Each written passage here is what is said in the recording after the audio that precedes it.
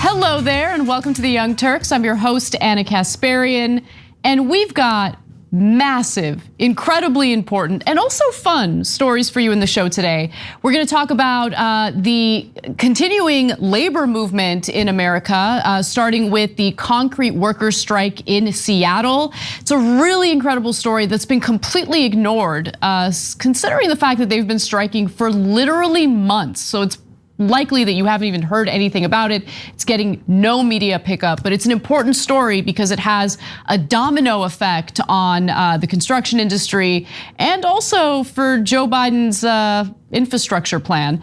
Later, we'll also talk about the truckers' strike, of course, or strike is not the right way to say this. The truckers' demonstration in Canada, which is now spreading to other parts of the globe, including the United States. We'll talk about who's behind this, what they're protesting, and we'll have David Dole, the host of the Rational National, to join us to help us decipher, what's really going on and who's really behind all of this. In the second hour, a story involving the cheesiest couple that you will ever meet, who have now faced some pretty serious federal charges for money laundering Bitcoin. So we've got that and more. But before we get to all the topics, as always, just want to encourage you to smash that like button, share the show with friends, family, anyone you can on social media. Help us out, help us get the message out there. Without further ado, let's get to our first story about the striking workers in Seattle. Concrete workers in Seattle have been striking not for one, not for two, but nearly 3 months. But you wouldn't know it because the corporate media hasn't given it an ounce of coverage. But we'll talk about it because it's an important story that has a ripple effect on society. It has an impact on infrastructure. It's gonna have an impact on the Biden administration. And I think it's an incredibly important story to know the details about. So the workers want something very simple. It's usually what you see in strikes. They want better wages. They want to ensure that they have better healthcare benefits and a decent pension to retire on. In fact, here's more from the striking concrete workers in Seattle. We worked through the pandemic for them, made them a ton of money during the pandemic. And to turn around and deny these families the same medical coverage that we earned, just 2-3 years ago is crazy. They think they can benefit in the long run off of shortchanging us when they've even said they have the money to give us what we're looking for. The biggest single thing we're demanding is respect. And they refuse to negotiate. It's their turn to put another offer on the table, and they refuse to. Inflation, the cost of living around here has gone through the roof. My local Safeway, just up the hill in West Seattle, they're selling ground beef for $7.99 a pound. And we're building a city that we're not able to live in anymore. And to be quite honest, that is something that workers across the country are experiencing. All of these cities, all of these towns becoming so unbearably expensive to the point where the workers need to commute further and further away in order to afford housing. And so it is incredible to see how much this strike has grown over, again, 3 months. And it began in November with just 34 workers. Now it has spread to 6 construction companies and it includes hundreds of workers. Now picket lines on major construction sites around Puget Sound region have been in effect since November of 2021. Thousands of construction workers have been laid off as a result, and more will likely follow as negotiations with concrete suppliers remain at a standstill. Now the employers claim that they're totally trying to negotiate in good faith. I had a conversation with the communications director for the union representing these striking workers, and it turns out that that's a lie. They are unwilling to negotiate, and as a result are just kind of waiting out the situation to see if they could make the strike end by ensuring that the workers are incredibly desperate. At this point, many of them have to rely on COBRA in order to provide health insurance for themselves and their families. The communications director for the union also told me that there's one worker, for instance, whose wife has cancer, and the situation is dire, and the employers here are hoping, well, maybe if we just abandon them for now, eventually they'll be so desperate that they'll have no choice but to accept our terms and what we want in the contract. Now, the companies that are experiencing this strike include Cadman, there's Cal, Portland, Glacier, Northwest, Salmon Bay Sand, Gravel, Salmon Bay Sand and Gravel, Lehigh Cement, Stoneway Cement, Stoneway Concrete, and Gary Molino. In terms of Gary Molino, apparently workers with that company had walked off the job on an unfair labor practice strike on November 19th specifically. The other suppliers have been impacted by similar strikes since December 3rd. Now, employers again are stonewalling. They're refusing to have these contract negotiations with the striking workers. And so Jamie Fleming, this is the communications director that I had a conversation with. She's the spokesperson for the Teamsters 174, representing 330 workers employed by various local concrete suppliers. She noted that thousands of construction workers have been laid off over the course of the strike, with more to come. Striking members with Teamsters 174 lost healthcare coverage on February 1st, as I mentioned earlier. Now, this is having a domino effect, because if you don't have the materials necessary to do construction, you can't do construction. So this is not only impacting the striking workers, it's also having impacts on carpenters, contractors, other construction workers, corporations that were expanding and looking forward to building new headquarters, Microsoft and Facebook included, are now having to delay their projects.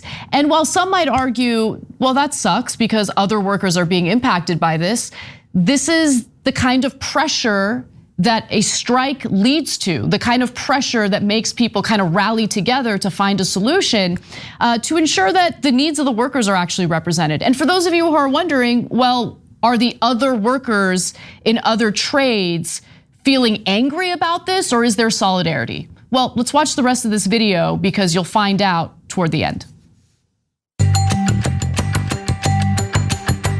When concrete doesn't get delivered, it is a domino effect.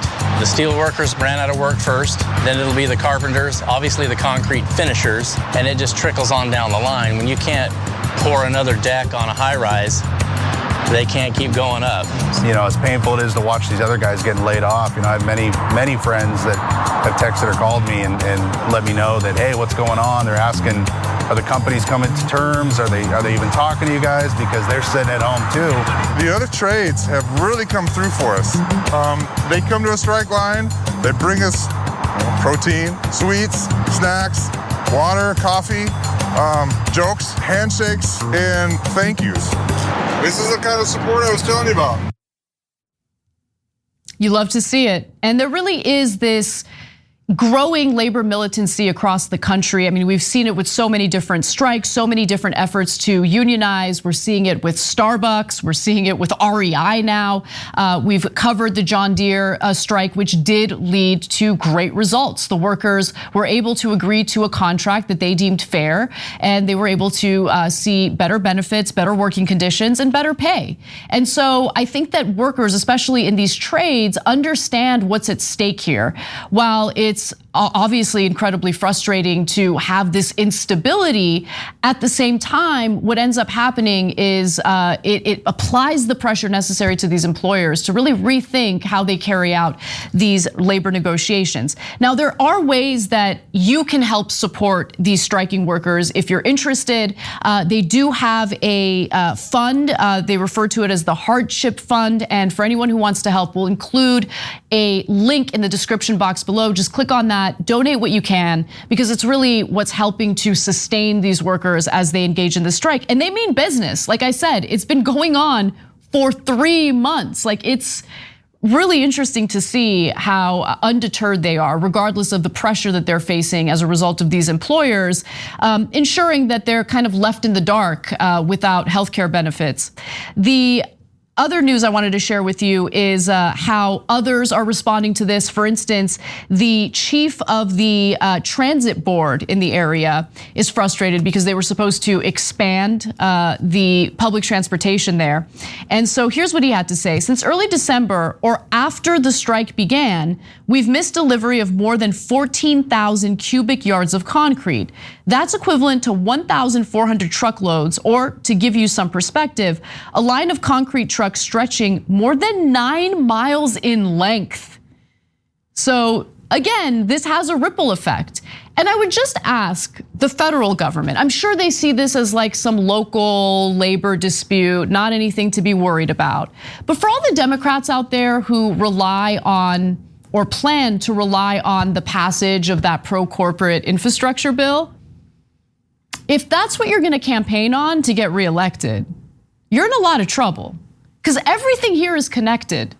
These concrete workers are striking, and it is having a ripple effect on the construction industry. That includes building or expanding infrastructure. Has anyone in the federal government drawn attention to this or gotten involved? I'm sure eventually Bernie Sanders will say something because he always does, if he hasn't already. But the corporate Democrats who keep talking about the importance of infrastructure, who keep saying, no, don't criticize us for not doing anything about police reform, voting rights, social spending, all the other things that we promised you, student loan debt. Don't pay attention to that. Just pay attention to this wonderful thing that we did in a bipartisan way, that fantastic pro-corporate infrastructure bill.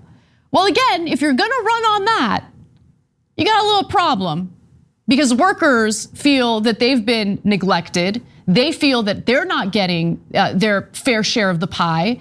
And again, that is gonna impact not only Seattle, not only Washington, but the rest of the country, especially considering how much concrete is being basically produced and distributed from this hub. So are you guys gonna do anything about it, or are you gonna pretend like the workers don't mean anything? I think what's incredible about this story and all the other labor militancy that we've been talking about on the show is that it shows you, just how much power workers do have if they organize, have union protection, and are able to strike. It does apply the necessary pressure to, take a little control in your workplace. But aside from that, all of this stuff is so connected.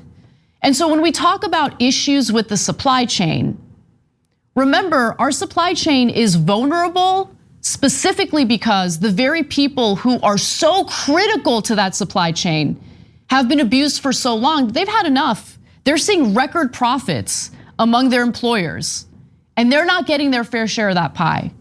And so again, Democrats, wakey, wakey. I know that they're not talking about the pro bill anymore. I know they don't care too much about building a society that's a little more friendly to workers who wish to organize into unions. But if you're gonna ignore stories like this, there will be a political price to pay. Again, especially if you're looking forward to campaigning on infrastructure. All right, we gotta take a quick break. When we come back, we're going to juxtapose this awesome labor strike with what we're seeing in Canada and now, unfortunately, in other countries. Truckers who are demonstrating against coronavirus measures, including the vaccine. Lots of fun. David Dole from the Rational National will be joining me to talk about that story and more. We'll be right back.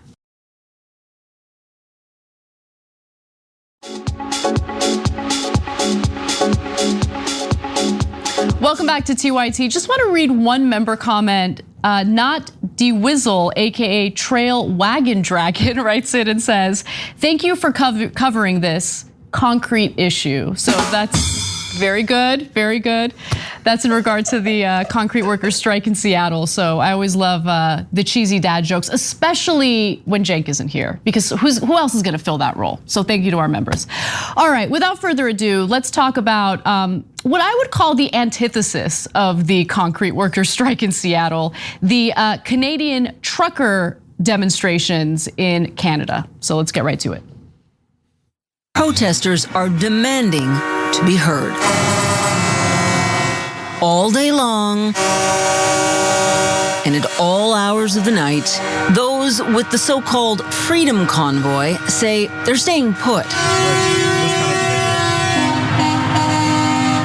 This has been nothing but like disruptive. Like they're claiming their freedom. Well, I can't even like hear anything. Like can't even hear myself.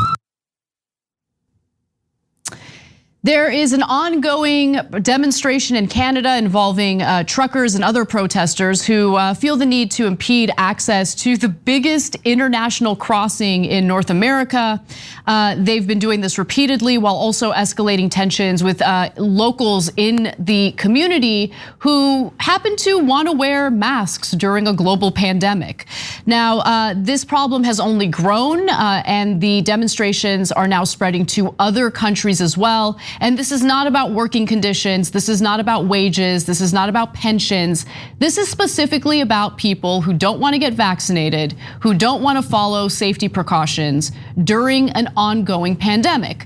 And while I'm certainly empathetic to those who are feeling fatigued in regard to this coronavirus pandemic, there's also the need to ensure that we're not only protecting ourselves, protecting our communities, because this is a contagious virus. And as we've experienced with multiple COVID spikes, unvaccinated individuals end up filling hospital beds. And as a result, hospitals end up turning others with other ailments away. It is a public health concern, but not for these individuals. Now, keep in mind that Canada is doing a lot better than the United States in regard to vaccinations. Over 80% of Canadians are vaccinated, right? In the United States, the number's lower, unfortunately. However, for those who don't want to get vaccinated, including these truckers, they're trying to make a point, and they're doing it in pretty vicious ways, including honking their horns simultaneously. So people living in communities like Ottawa, for instance, are unable to sleep. Now, in Ottawa on Tuesday, for instance, several hundred trucks continue to paralyze the city center, but the nonstop honking of previous days appeared to have subsided. Reports on local radio in Ottawa said residents were able to keep undisturbed or sleep undisturbed for the first time in over a week. But many businesses have been shuttered during the protests, losing tens of millions of dollars.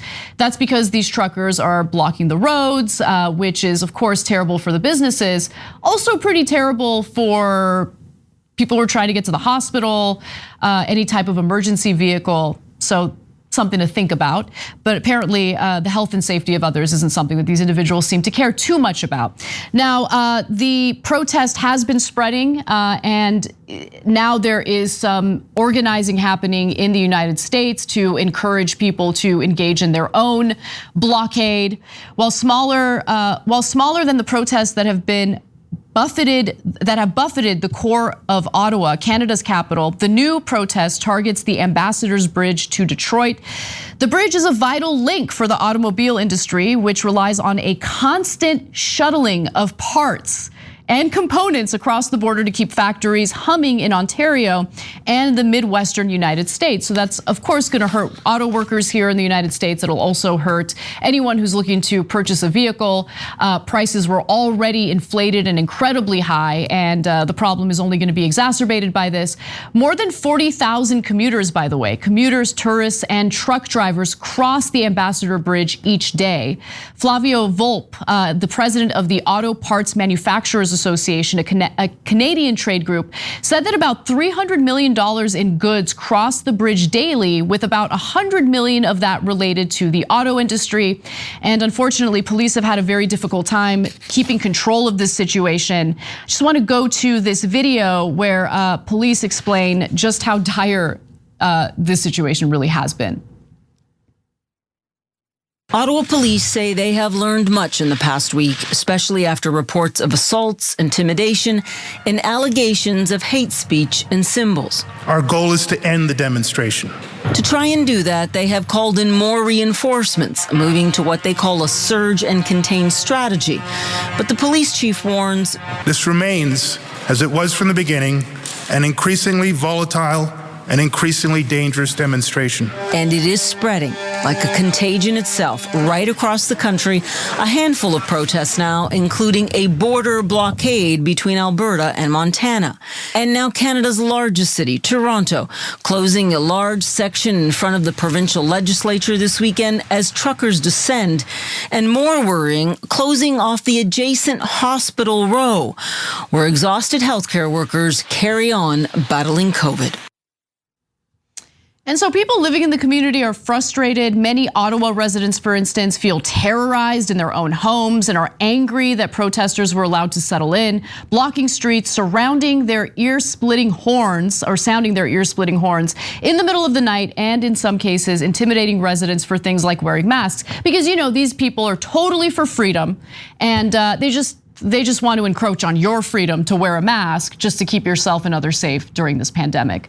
Joining us now is a resident of Canada and also a good friend of the show, David Dole. He is the host and founder of the Rational National, and I'm very happy to invite him on the show right now. So David, thank you for joining us.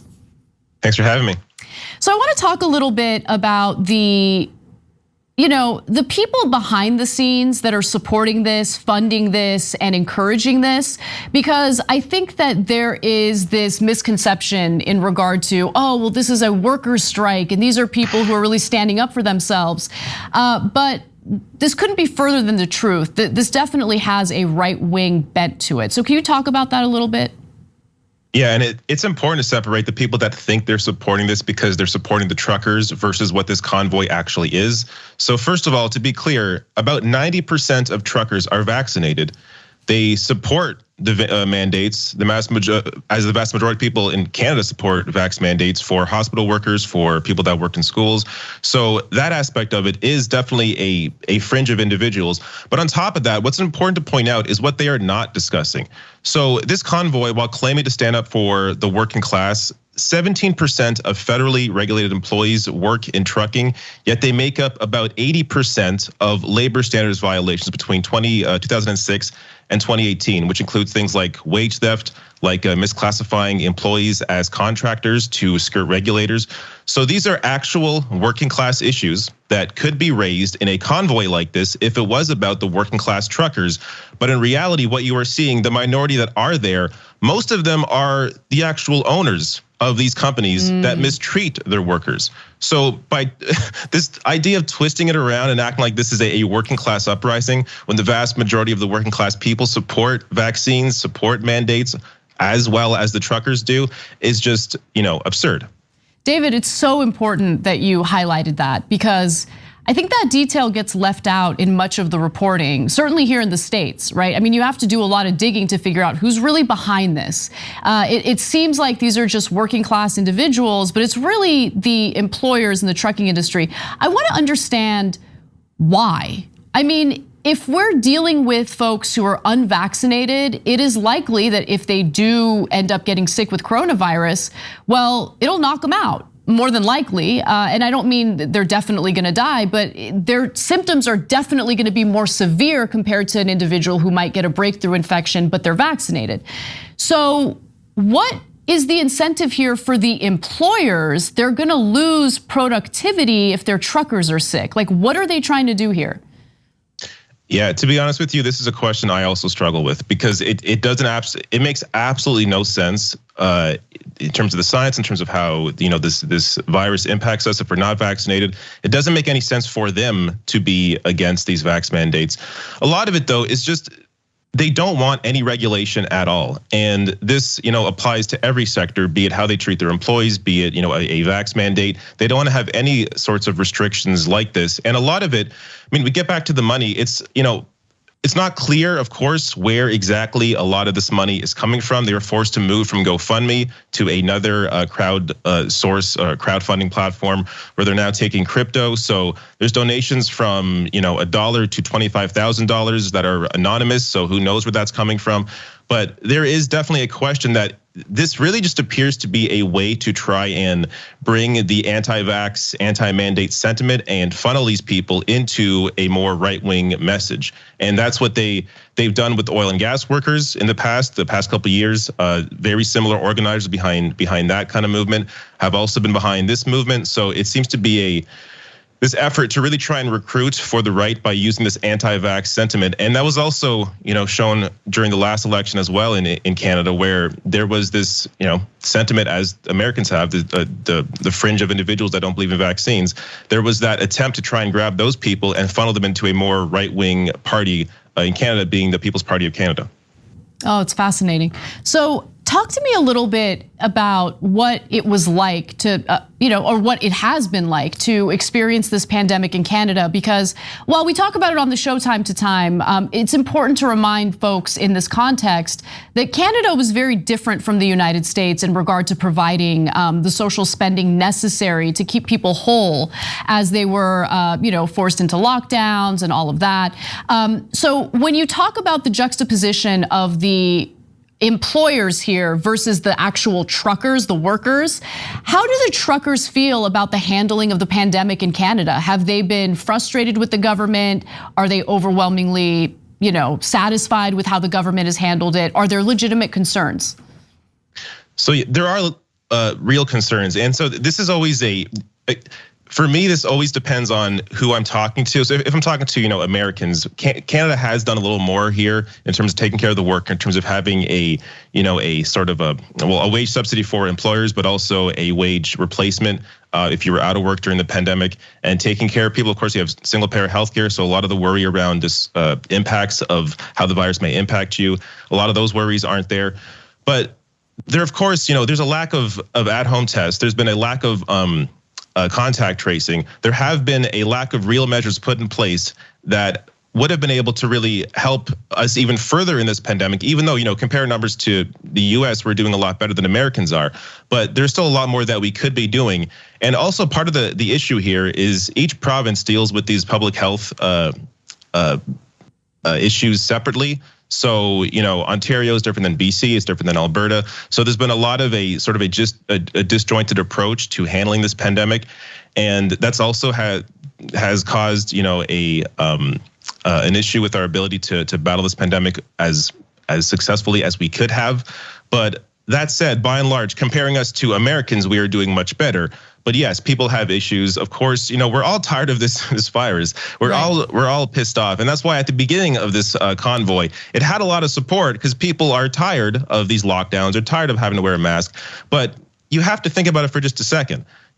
Pretending the virus is gone is not going to make the virus go away. We have to actually deal with it. We have to have these public measures in place to protect the most vulnerable, even though, yes, if you are healthy, for the vast majority of people, they're not going to be as impacted by the virus as somebody who's younger or older. But then just disregarding those people who may be immunocompromised, who may be more impacted by COVID-19 is just, to me, psychotic. We have to care about society as a whole, take care of everyone, and have these public health measures in place and ensure that we are vaccinated to protect as much people as possible.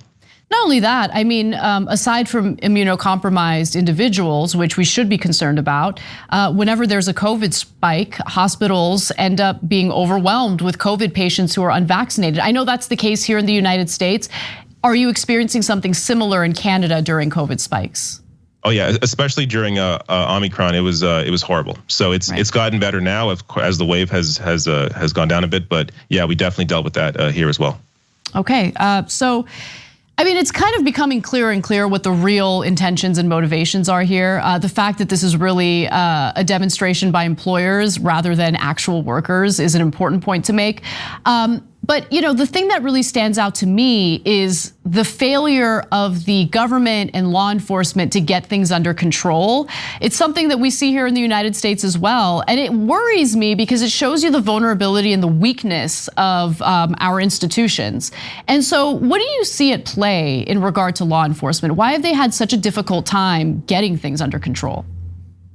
Honestly, because they're not Indigenous protesters, they're not Black Lives Matter, they're not environmentalists, so it's not as much of an issue for them as if it were, one of those groups. That ultimately is the problem here. But again, that doesn't mean, This is an issue I struggle with as well, because I don't want to encourage the police to go out there, and knock some skulls. So we have to have a sort of approach here that makes sense. But it's just to point out the hypocrisy where, if Indigenous protesters were in Ottawa for a week honking their horn, like this would have been over in 12 hours. The police would have been out there, would have arrested everybody. But it's a much different approach when it's this convoy. And that should give people pause to maybe realize, hey, what is this really about? And when you see like swastikas flying, or you see the Confederate flag there, if that appeared at a Black Lives Matter protest or a environmentalist protest or Indigenous protest, that flag would be ripped away immediately. That person kicked out of that protest because they're not part of what that movement is. Yet here, they're accepted and it's fine. So you can't just say, oh, 1 or 2 people are doing this. If they allow these sorts of people flying these kinds of symbols into this group, that shows you what the entire group is about. Wow, Canadian Confederates. What a sight to see. It was amazing to see. Yeah, really. It's incredible. Yeah. Well, David, I'm sure this story is going to keep developing, and we'll probably call on you to help us decipher what's really going on. Thank you for taking the time to talk to us today. Thank you. All right, I kind of want to move on to our next story. We've got time in this segment, so why don't we do that? There's a lot more to get to in the rundown today. So I want to talk about this robber boss, this guy in Las Vegas who decided to further victimize his own employee who had been robbed at gunpoint. So imagine the trauma of being robbed at gunpoint, especially when you're at work. And then imagine being put on the hook by your employer to pay that money back.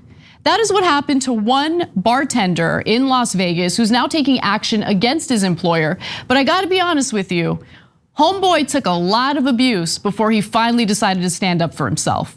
And we give him all the support because he definitely deserves justice in this case. We're talking about Edward Parker. So Edward Parker was working as a bartender in Las Vegas back in December of 2020 when an armed robber walks in, points a gun at his face. There's video surveillance of this, you could watch it online, and demands money. So, of course, in an effort to avoid getting shot to death, Edward Parker decided to hand over the money from the cash register. There was about $4,000 in there. And he then was forced by his employer to pay the money back. The money that was robbed from him while a gun was pointed at his face. His wages were garnished, about $300 per paycheck. And now he's actually taking action against this employer, and he's getting a shout out there from Las Vegas locally. Shout out to Edward Parker for having the guts to expose these shady bar owners.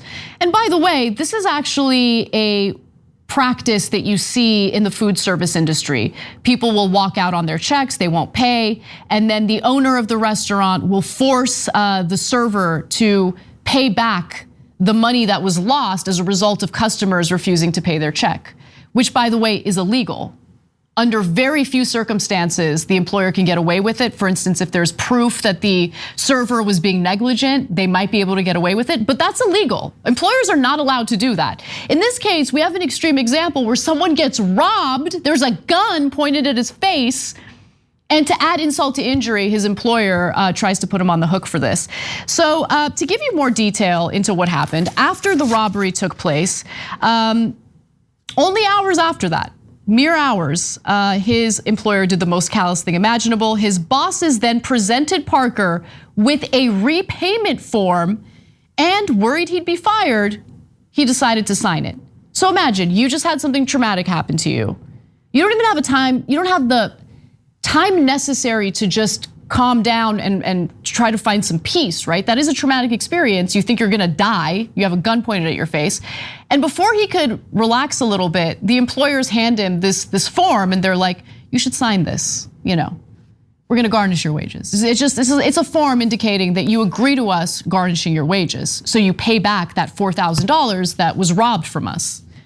And he signed it. He felt like he had no other choice. But the story, believe it or not, guys, it gets worse. So apparently his paycheck was docked $300 at a time before the nearly $4,000 debt was paid off by the end of June, reports NBC News. Now, despite being forced into the repayment plan and suffering panic attacks and major anxiety, Parker just kept working, according to this lawsuit. Now, eventually, he paid back all the money. And then he had some time off. He had a approved vacation time, and he decided to take a little bit of time off. He's like, all right, I just went through something awful. Maybe a little bit of time to myself to, recover mentally from what I've been through. And you know what happened after that? They fired him. They fired him. And it wasn't until they decided to fire him that Edward decided, you know what? I'm gonna sue. This is crazy. In July, he was demoted to extra board status, meaning he'd be used only for on-call work. And he has never been asked to work there again, according to this lawsuit. By the way, 2 people connected with this robbery have been arrested. And there is absolutely no indication that these robbers knew the worker. There's no indication that this was an inside job. Edward Parker did nothing wrong here. The only thing that he did wrong was give his employer the benefit of the doubt, which he definitely should not have done. I mean, look, working here, I know it's cliche, you hear people say it all the time, and I kind of cringe when I hear it, but no, I could never imagine Cenk coming to me or anyone at this workplace and saying, oh, we just got robbed of these computers, and so we're gonna garnish your wages until we make up that lost money. No, it would never happen. But it happens all the time in many jobs across the country. This is a more extreme example.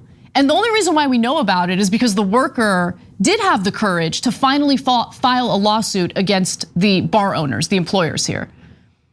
But I mean, it is amazing how disposable workers are to some employers in this country. They mean nothing to them, even though these are the individuals who are doing the work necessary to make the profits that they live off of, to keep their bars running, to keep their restaurants running. And I'm very happy that he found counsel, he's got his lawyers, he's filing this lawsuit, he's moving forward. But if this was a restaurant that had more representation through a union, for instance, I would argue that the union would intervene much sooner and ensure that his wages would not have been garnished in the first place. But I'm glad he's taking them to court. He definitely deserves to be compensated. All that money that was garnished from his wages should be paid back and then some. And employers should be put on notice. This kind of behavior is insanely illegal. And again, even if you are a server who had this unfortunate experience of people walking out on their checks, your employer is not allowed to garnish your wages as a result. So just a cautionary tale, protect yourselves, protect your wages, and don't put up with this garbage. All right, we gotta take a quick break. When we come back, we've got more stories, including the ongoing system of corporate welfare in the United States. I'm gonna tell you just how much Amazon saved in taxes last year. And then we'll talk about the toxicity of the congressional workplace, what it's like to be a member of Congress, a staffer working for a congressperson. It is insanely toxic and dangerous, and we should call it out. We've got that and more when we come back.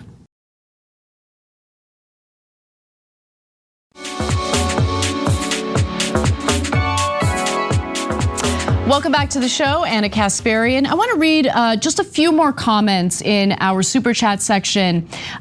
So Dade writes in and says, I love how the right claims to protest the actions in which they regularly engage. My freedom at the expense of yours. Yeah, I mean, with the Ottawa demonstrators, the fact that they're harassing people in the community who want to wear masks, if you believe in freedom, then you would leave people wearing masks alone. But they don't actually, it doesn't seem like they're really fighting for freedom. It seems like, as David Dole mentioned, you have the actual employers involved not wanting any vaccine mandates or regulations pertaining to COVID. Valkyrie writes in and says, as a Canadian, I'm deeply disappointed in the conservative provincial governments that are bending to the convoy. The person heading the convoy is a known white supremacist in Canada. His beliefs are dangerous and harmful to Canadian diversity. Thank you for sharing that perspective. And I wasn't 100% sure about that, so I didn't want to say it myself, but I'm glad that you confirmed what I had read earlier.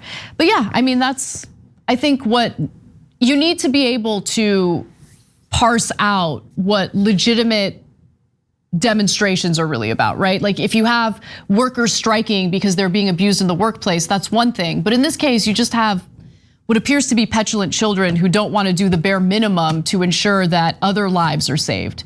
I mean, their lives, yes, but remember, we're talking about hospitals that keep getting flooded with unvaccinated COVID patients, which means someone who needs cancer treatment, someone who might get sick for other reasons, gets turned away. They don't get a hospital bed.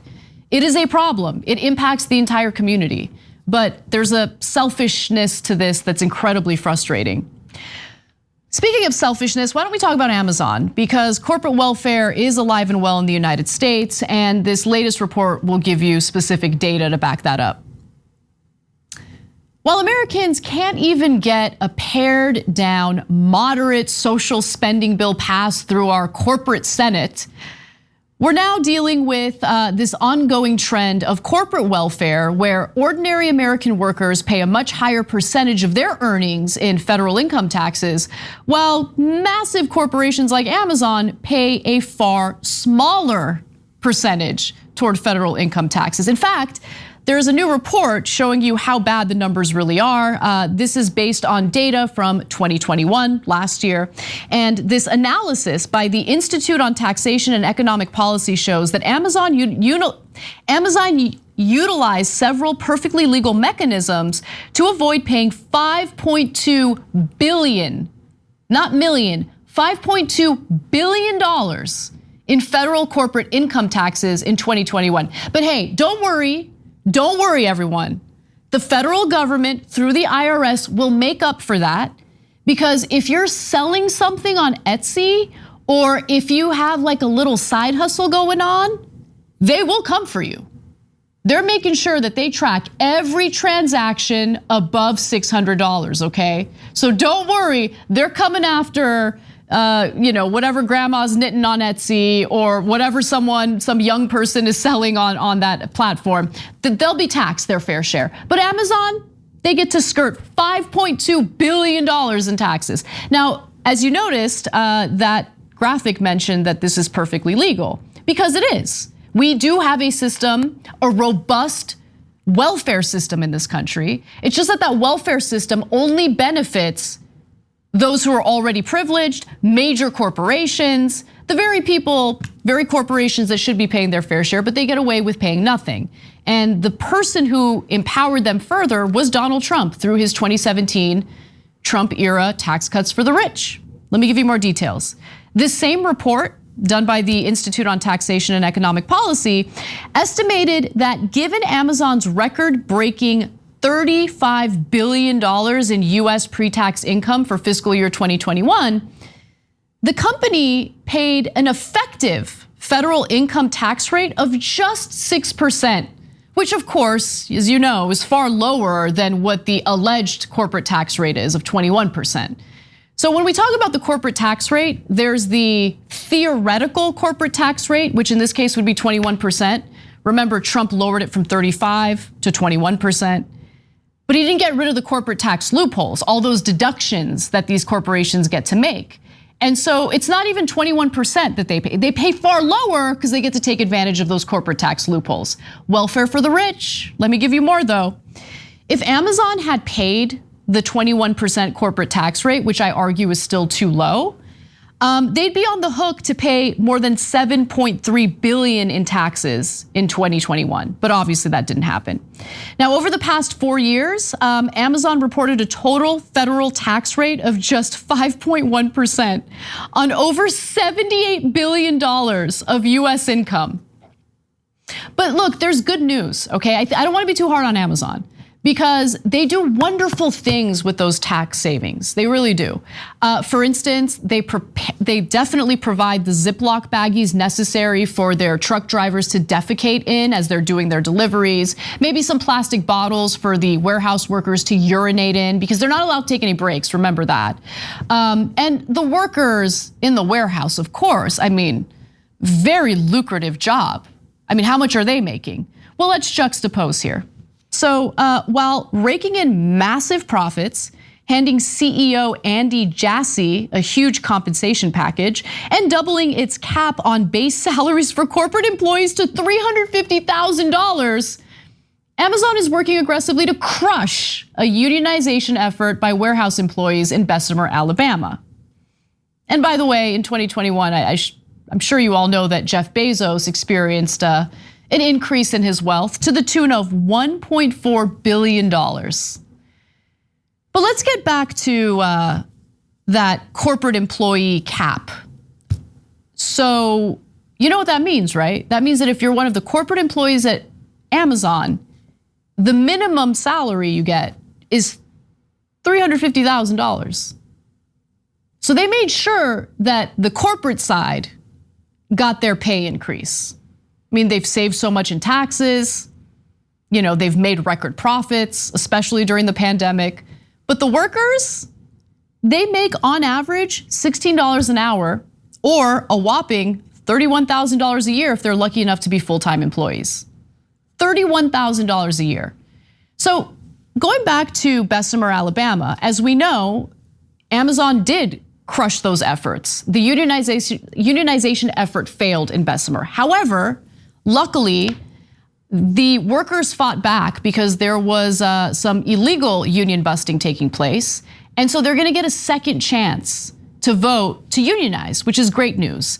And the workers are optimistic. We'll see how it all plays out. Of course, we'll fill you all in on this. But I wanna now take you to this video from A More Perfect Union. They spoke to some of these workers, some of the organizers trying to unionize, and here's what they had to say.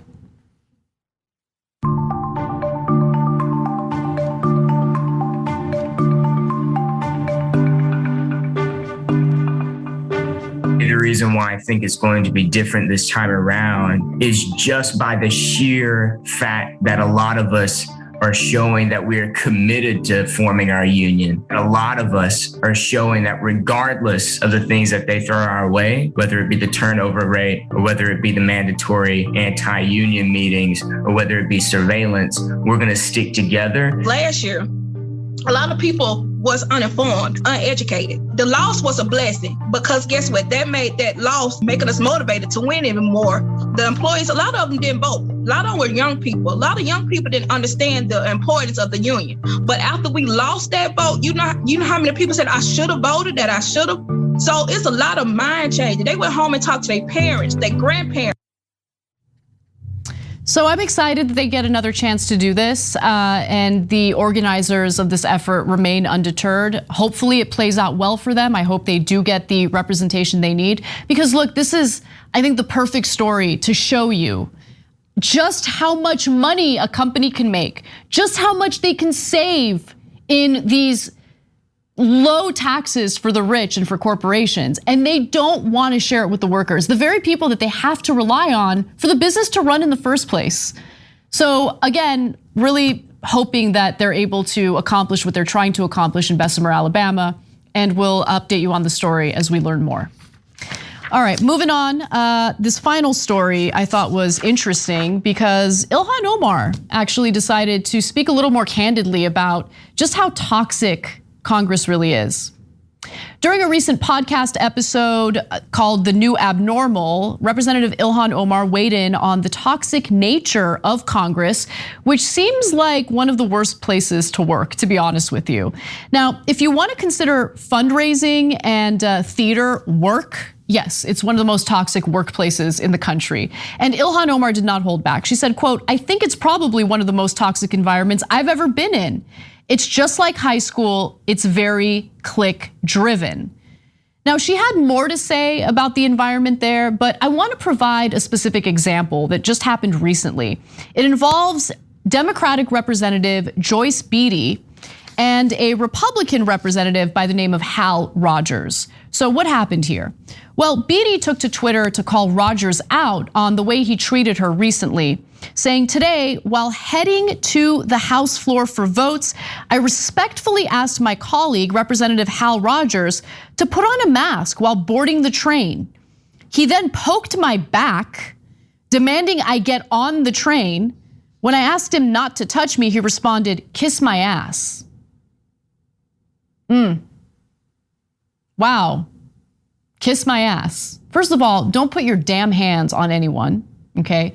And telling a woman, a colleague, anyone really, to kiss your ass after they ask you politely to do something that will prevent the spread of a super contagious virus is just really, that's the kind of person anyone would want representing them in this country. I mean, it's just like so callous, doesn't care about anything but his own feelings, what he wants, his own freedoms, whatever story he's telling himself in his mind. Beatty continues to write, this is the kind of disrespect we have been fighting for years and indicative of the larger issue we have with GOP members flaunting health and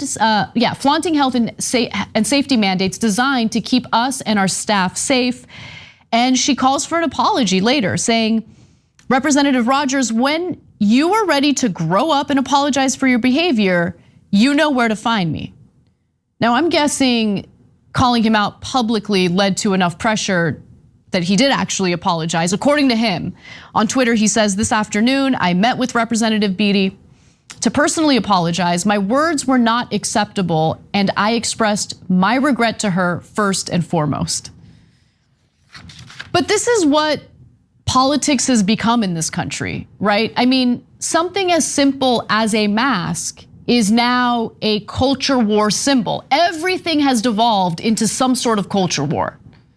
Education, culture war. COVID, culture war. Anything you could imagine.